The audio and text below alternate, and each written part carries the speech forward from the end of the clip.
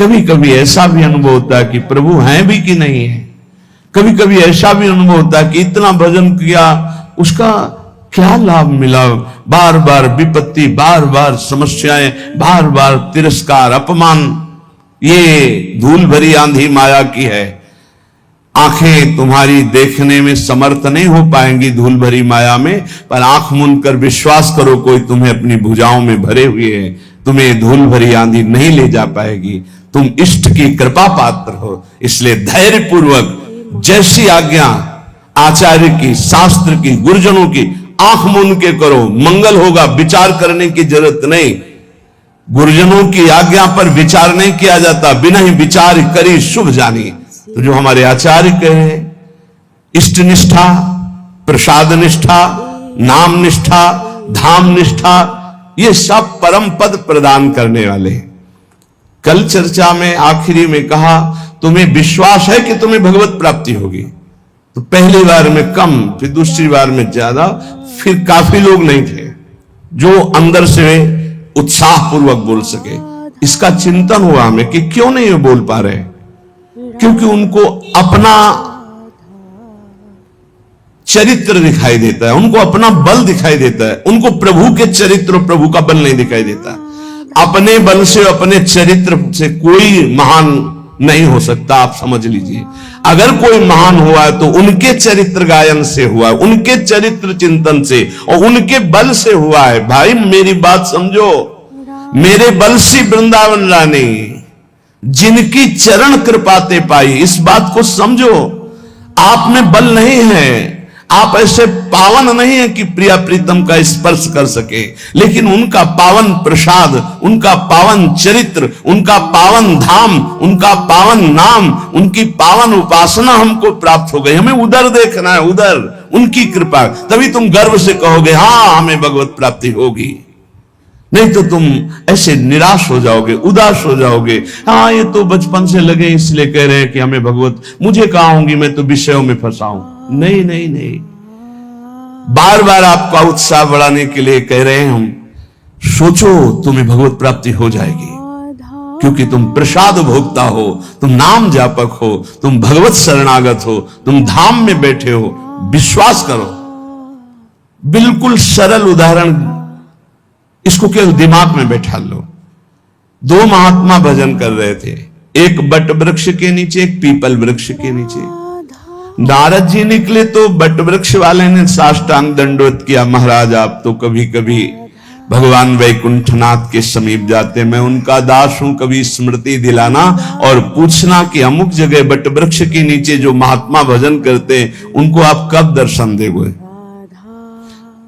ठीक ऐसा ही प्रश्न पीपल वृक्ष के नीचे भजन करने वाले महात्मा ने किया। देवर्षि नारद जी कुछ समय बाद वैकुंठ के दर्शन करके, वैकुंठनाथ से संभाषण करके वापस लौटे तो पहले पीपल वाले मिले। देखते ही साष्टांग दंडवत किया। इतने में बट वृक्ष वाले महात्मा ने भी देखा, समीप आ गए। दोनों ने एक साथ पूछा भगवान ने क्या कहा। तो बट वृक्ष वाले की तरफ देखा और कहा तुम्हें भगवान इसी जन्म में मिलेंगे।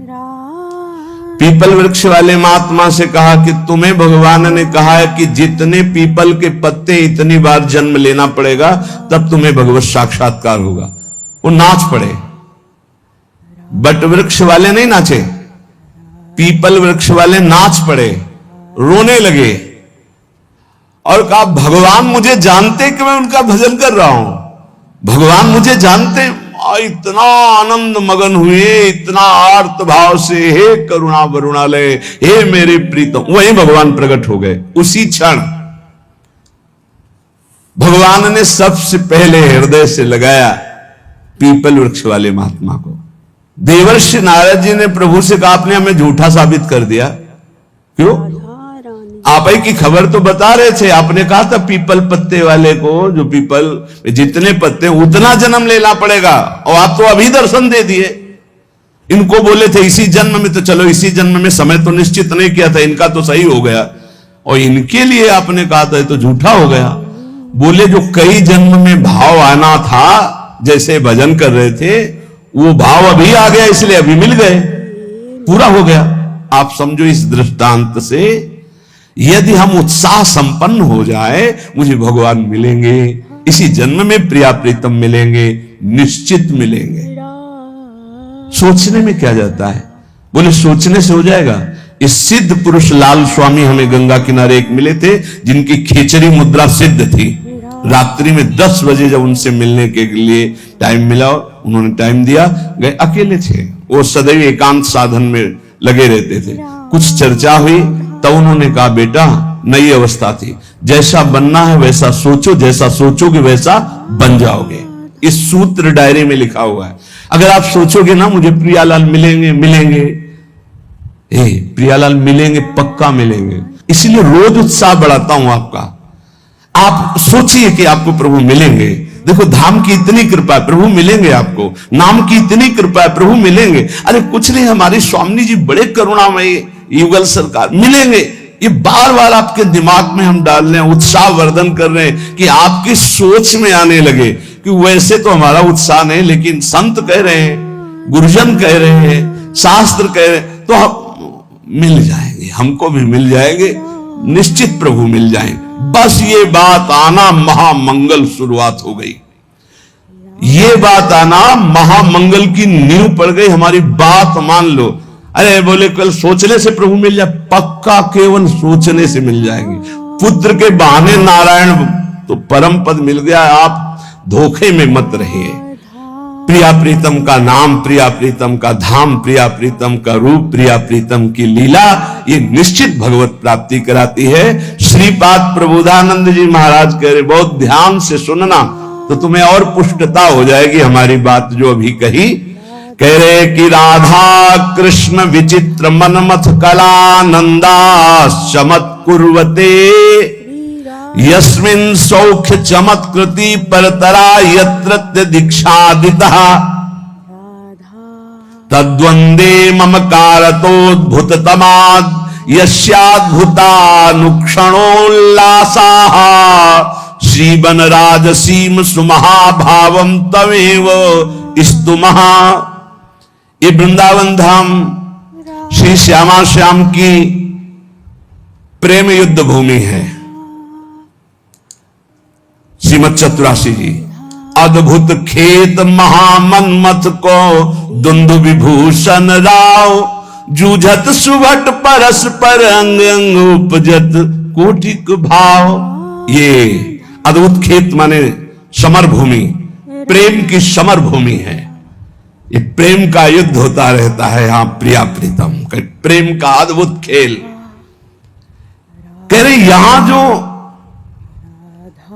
शरणागति दीक्षा लेता है प्रिया प्रीतम की, राधा कृष्ण विचित्र मनमथ कला नंदास चमत कुर्वते। मनमथ कहते हैं काम को भी और मनमथ कहते हैं प्रेम को भी। अनंग कहते हैं काम को भी, अनंग कहते हैं प्रेम को भी। तो जगत में जहां प्रेम शब्द का प्रयोग होता है वहां शुद्ध काम ही है, मलिनता, केवल स्वसुख वांछा। और जहां प्रेम राज्य में मनमथ का, अनंग का, काम शब्द का प्रयोग होता है वहां विशुद्ध प्रेम होता है। यस्मिन् सौख्य चमत्कृति, अद्भुत सुख की चमत्कार आनंद राशि प्रदान करने वाली हो जाती है जो वृंदावन में दीक्षा लेता है प्रिया प्रीतम की शरणागति, प्रिया प्रीतम की उपासना। यस्मिन् सौख्य चमत्कृति परतरा यत्रत्य दीक्षादिता, क्योंकि दीक्षा से उसका नया जन्म हो जाता है, ब्रजवासी माना जाएगा। एक होता है मां के गर्भ से जन्म लेना, एक होता है गुरु के द्वारा नाद से जन्म होना। एक बिंदु से जन्म माना गया माता पिता के, और एक गुरु के नाद से जन्म माना जाता है। ये नई दीक्षा जो हुई, ये नया जन्म हमारा है। शिक्षा दीक्षा सांसारिक तो बहुत हो गई, ये जो प्रिया प्रीतम की शरणागति है, हम शुद्ध ब्रजवासी हो गए दीक्षा मात्र से। ये नया जन्म, विश्वास देखो सारा खेल विश्वास का है।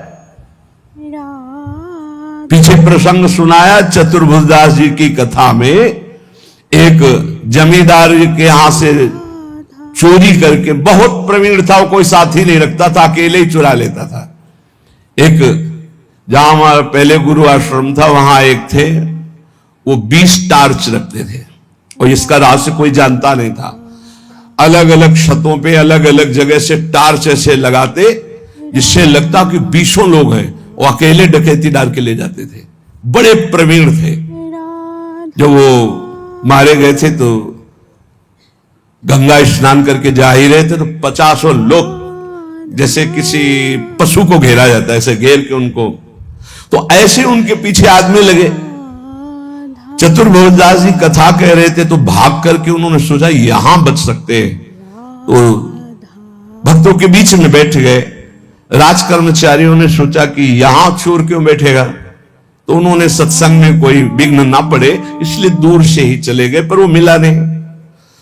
उस समय प्रसंग चल रहा था।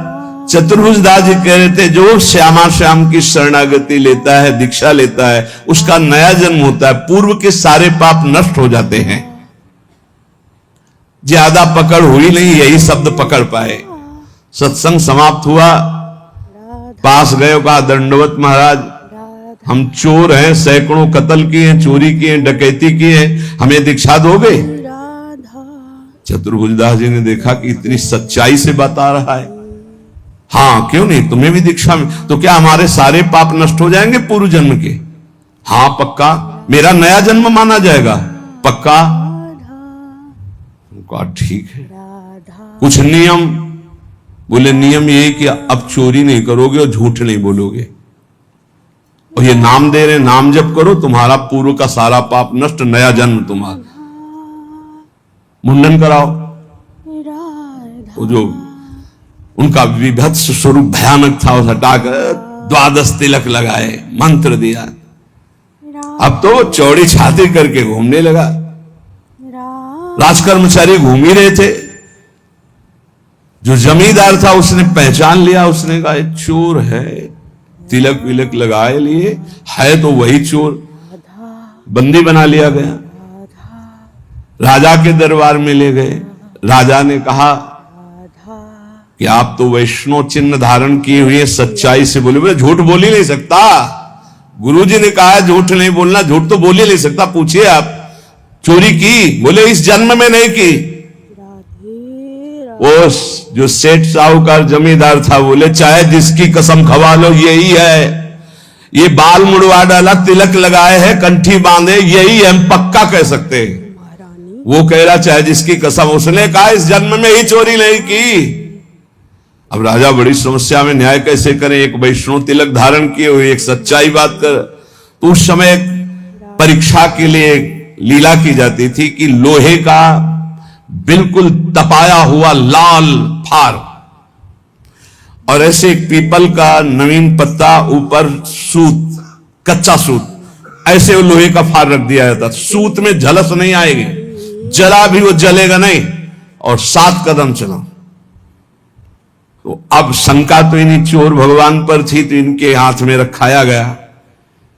तो मन में कहा, गुरुजी ने कहा था दीक्षा लेने के बाद नया जन्म होता है। ऊपर जोर से बोले इस जन्म में मैंने कोई पाप नहीं किया, कोई चोरी नहीं की, कोई झूठ नहीं बोला। 7 कदम क्या और 10 कदम बोले, और कितना चले? बोले फेंक दो आप। फेंक दिया।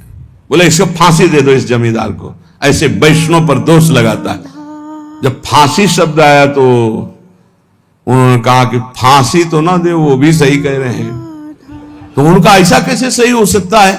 अब तो तुम्हारा प्रमाण हो चुका कि तुम सही हो। तो बोले फिर भी हमारा ही प्रमाण मान लीजिए, मैं ये सत्य कह रहा हूं कि चोर मैं ही हूं, ये सत्य कह रहे हैं। बोले अब नहीं मान सकते आपकी बात। बोले मान लो। तो बोले ये सत्य कैसे निकल गया कि तुमने इस जन्म में चोरी नहीं की और तुमने कल चोरी की, ये बात कैसे हो सकती है? तो उनका ये बात सुनोगे तब हम आपको, हाँ बताओ। हमारे पीछे राज सैनिक लगे थे, जाके सभा में बैठे, वहां गुरुजी ने हमको ये सुनाया जब, तो हमने दीक्षा ली। तो इस जन्म में तो हमने चोरी नहीं की थी, सत्य हो गया, लेकिन कल चोरी की थी, क्योंकि ये भी सत्य है, नहीं तो उसको फांसी की सजा हो जाएगी। तो उनका ऐसे हम महात्मा से मिलना चाहते हैं, तुम्हारे जैसे चोर को महाभागवत बना दिया। राजा उनका शिष्य बना, पूरे नगर में भक्ति का प्रचार प्रसार हो। तो यहां श्रीपाद कह रहे, राधा कृष्ण विचित्र मनमथ कलानंद चमत कुर्वते, बोले अद्भुत चमत्कार जीवन में परिवर्तन हो जाएगा जो श्रीधाम वृंदावन में यस्मिन सौख्य चमत्कृति परतरा यत्र दीक्षादिता, जो दीक्षा है, शरणागति है, प्रिया प्रीतम के गोरे चरणारविंद की शरणागति रूपी दीक्षा है। बोले ये परम सुख की चमत्कारिता प्रदान करने वाली है। युगल किशोर के चरणों की जो शरणागति ले लेता है तो ममता हो जाती है प्रिया प्रीतम से, श्यामा श्याम से ममता हो जाती है, अपनापन हो जाता है, इसी से उसको भगवत प्राप्ति हो जाती है। प्रियालाल, श्यामा श्याम, अपने ऐसा लगने लगता है मेरे प्रिया जो मेरे प्रिय। देखो माया का क्या प्रभाव है, मेरी पत्नी, मेरा पुत्र, मेरा शरीर, मेरी संपत्ति, मेरा मकान। और भक्ति का क्या प्रभाव है, ये सब झूठा, मेरे प्रिया प्रीतम। अब अंदर देखो, आपको प्रिया प्रीतम में प्रीति है या शरीर में, शरीर संबंधी भोगों में, या शरीर संबंधी रिश्तों में। अगर आपको शरीर संबंधी रिश्तों में प्रीति है, ममता है, अपनापन है, तो जल्दी करो, जल्दी, ज्यादा समय नहीं है। एक अहमता ममता ये जग में है दुखदाई, ये जब श्री जी की ओर लगे तो होत परम सुखदाई। मात तात सुत दार देह में मति अरुझे मति मंदा, हित किशोर को है चकोर तू लख वृंदावन चंदा।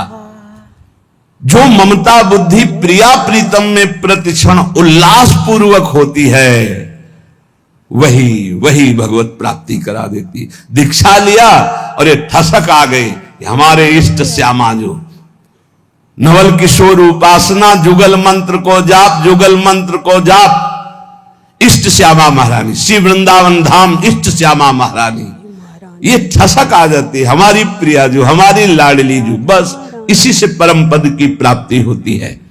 श्रीपाद कह रहे, किम विद्या कुलशील रूप विभवई, किम दान यज्ञादिभिः, इनसे नहीं होगी भगवत प्राप्ति, इससे हो जाएगी। शरणागत होकर ममता हो गई श्री जी से। अब यहां कह रहे कि देखो, इस पर गर्व मत कर लेना। किम विद्या कुलशील रूप विभवई, किम दान यज्ञादिभिः, किम विख्याति सतई, किमग्र तपसा, किम न्यास योगादिभिः, किम तत्वानुभवेन विष्णु भजनैः, किम तस्य वात्यद्भुते यो वृंदावन ईश मोहन रसे प्यासीन सर्वस्वधी।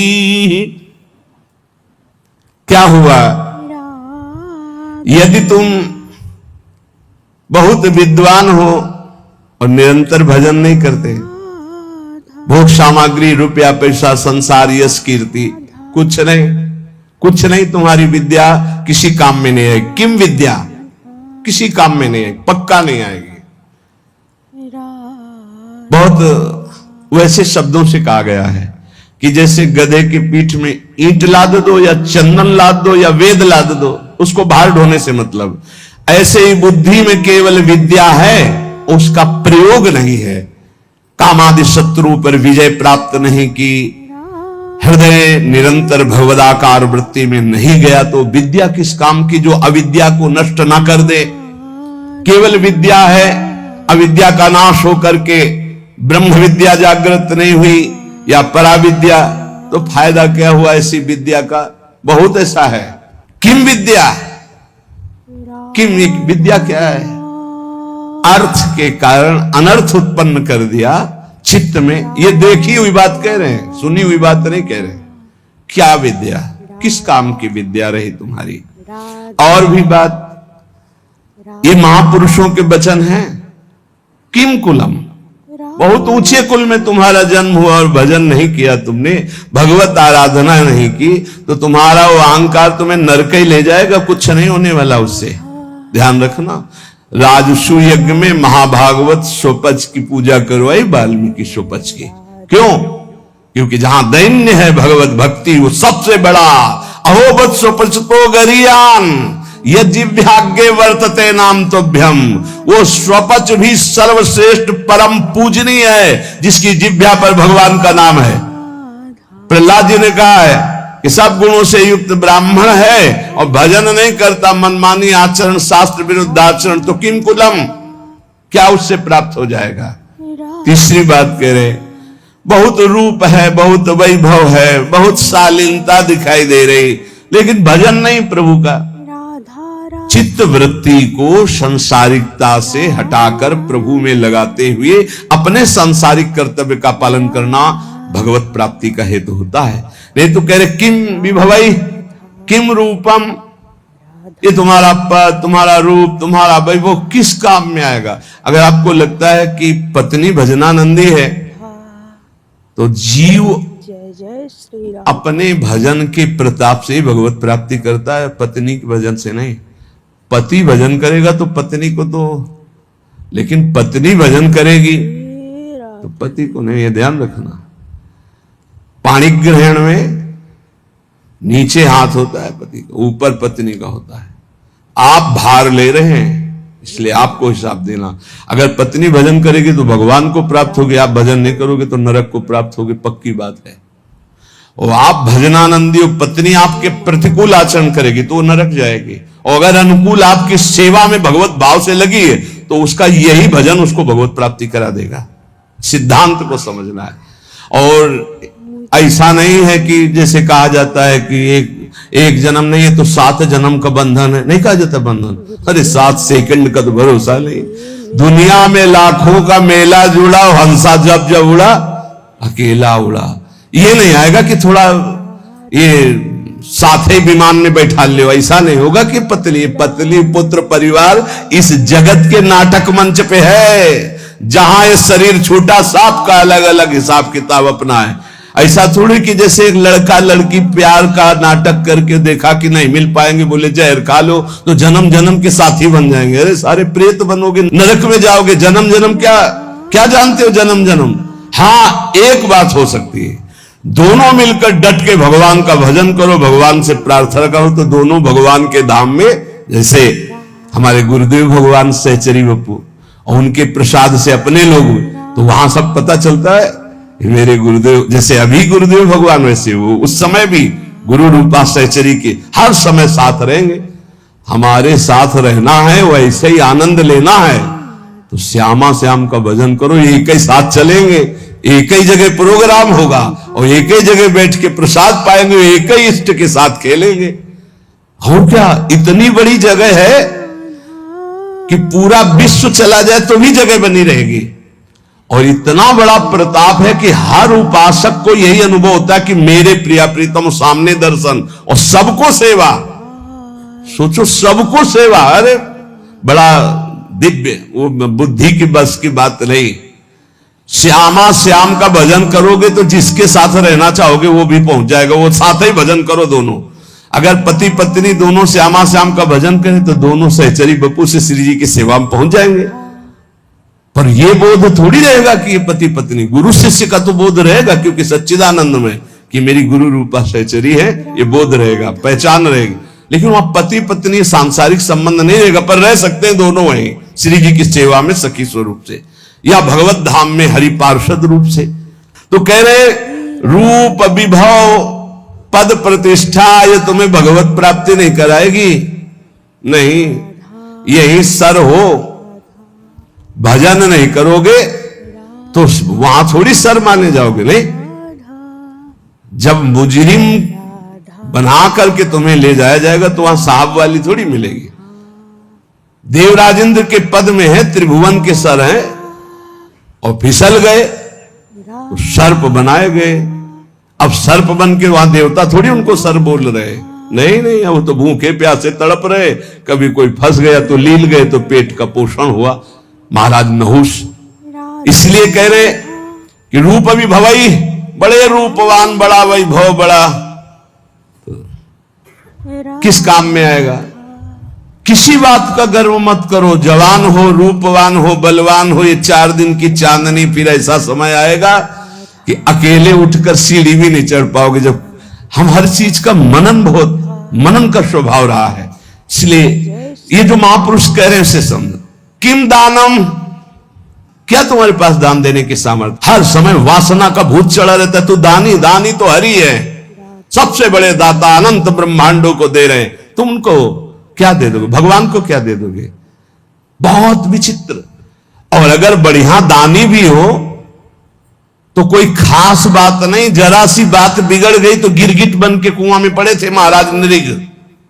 ये दानियों में बड़े बड़े याज्ञिक और बड़े बड़े तपस्वी जिस पद की पूजा करते हो देवराज इंद्र का पद है, वहां दुर्दशा क्या होती तुम्हें क्या पता। जब वैसे तो बहुत महिमा है, लेकिन जब देखो ना शास्त्रीय दृष्टि से तब पता चलेगा। इसीलिए श्रीपाद बोल रहे हैं, किम विद्या किम कुलम किम शील रूप विभय वही किम दान किम यज्ञादि भी और किम विख्याति सतही। तुम्हारा बहुत यश है तो किस बात का? अगर भजन नहीं है, हो गया पुण्य प्रताप से यश होता है। पूर्व का पुण्य जो है वो यश फैलाता है। अगर वर्तमान में भजन नहीं तो वो खत्म हो जाएगा जाना, तो ऐसे ही जैसे हाइड्रोजन नहीं फ्यूज हो जाता है, ऐसे होते रहते हैं। पूरा विश्व जय जय जय, फिर उठा के नालियों में फेंक देते छवियां। अगर वर्तमान में भजन नहीं, वर्तमान में भगवत आराधना नहीं, तो पूर्व का जो तप और पुण्य संचय उससे वाह वाह होगी, और इसके बाद फिर चारों खाने चित्त। ये माया है, बर्दाश्त किसी की नहीं करेगी। और अगर भजन वर्तमान में हो रहा है, नाम जब वर्तमान शब्द पर ध्यान दीजिए, वर्तमान में तुम्हारा चरित्र पवित्र है, तुम्हारा नाम जप हो रहा है, तो बिस्तरे सब जग विमल कीरति साधु संगति ना टरे बास वृंदा विपिन पावे श्री राधिका जो कृपा करे। जय जय श्री हरिवंश नाम गुण गाई है उसकी स्थिति।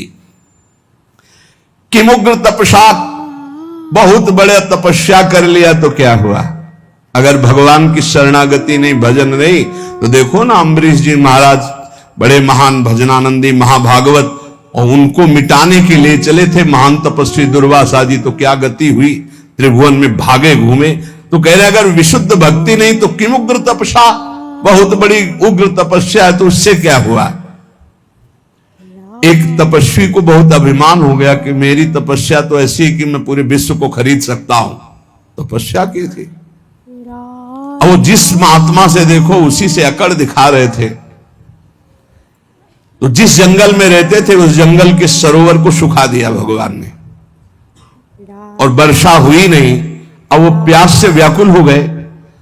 अब भगवान एक साधारण पुरुष का स्वरूप रख के घड़ा एक रखकर ठंडा जल दूर से दिखाई दे रहा था, नजदीक से निकल। महात्मा ने कहा पानी पिला दो। बोले कुछ देव तब पानी पिला दें, ऐसे क्या? बोले आधी तपस्या दी। जब पी चुके पूरा जल पी गए, वो घड़े का 2-3 लीटर जो था, आहा, बोले आधी तो ले ली, अब एक घड़ा जल और बताओ, दूसरी ले लो। जब बताना हम लेके आ जाएंगे। तुम तो कह रहे थे पूरी सृष्टि को खरीद लेंगे अपनी तपस्या से, और 2 घड़े जले में बिक गए तुम्हारी सारी तपस्या। क्या रहा तुम्हारे? उनको क्या अहंकार नहीं, ये वायु, ये अग्नि, ये जल, ये पृथ्वी, ये तुम्हारा पोषण कर रही। अहंकार मत करो, उसी से तुम्हारा शरीर बना है, उसी से तुम तप कर रहे हो, तो भगवान की जय जयकार करो। अहंकार करने की जरूरत नहीं। तुम्हारा जितना तप है 2 घड़े जल में बिक गया। एक बड़े तपस्वी थे, और एक शांत चित्त भजनानंदी महात्मा, तो गंगा पार कर रहे थे नाव में बैठकर शांत चित्त। अब उनके साथ बहुत से शिष्य थे जो उनके सेवा परिचर्या में थे। ये बात देखकर एक तपस्वी महात्मा अपमान करने के लिए खड़ाऊ पहनकर गंगा जी में ऐसे साथ साथ चलने लगे। तो जो अज्ञानी जन थे हो गए, वाह भाई महात्मा हो तो ऐसा, क्या महात्मा खड़ाऊ पहनकर गंगा जल से निकल रहा है। जब पार गए तो उन महात्मा जी बिल्कुल उदास, जो नाव में बैठे थे, गए उन महात्मा से कहा, महात्मा क्या है, भीड़ बटोरे घूम रहे हो, कोई तप है तुम्हारे अंदर? कुछ नहीं बोले हो। तपस्वी होकर के नाव में बैठ करके आ रहे हो, कुछ नहीं बोले। नाविक से बात की उन महात्मा, भैया प्रति सवारी कै रुपया होता है? बोले 2 रुपया। हम अपने शिष्यों से कहा सब गिन करके मेरा भी 2 रुपया दे दो। 2 रुपया दिया। जब सब चले गए तो उन महात्मा से कहा रुको महात्मा, जिन गंगा जी को भगवान शंकर ने सम्मान के लिए अपने मस्तक पर रखा, उन गंगा पर पादुका से चलकर अपने तप के प्रभाव से सारे तप को नष्ट कर लिया। जो तूने सारे जीवन का तप नष्ट करके पार किया, वो 2 रुपए में पार कर लिया, वो 2 रुपए में पार। ये अगर तपस्या का अहंकार हो जाए तो 2 कौड़ी की तपस्या हो जाती। श्रीपाद कह रहे हैं कि मुग्र तपसा और न्यास योगादि भी। और एक बात कह रहे, क्या हुआ तत्व ज्ञान? तत्व बोध होना अलग बात है, क्या हुआ तत्व ज्ञान हुए? यदि भगवान से आपका चित्त नहीं जुड़ा तो तत्व ज्ञान बघार लो, केवल उससे कोई आत्मानंद की अनुभूति थोड़ी हो जाएगी। तत्व ज्ञान होना अलग बात है, तत्व बोध होना अलग बात है। तत्व ज्ञान की चर्चा कर लेना अलग बात है, तत्व बोध होना अलग बात है।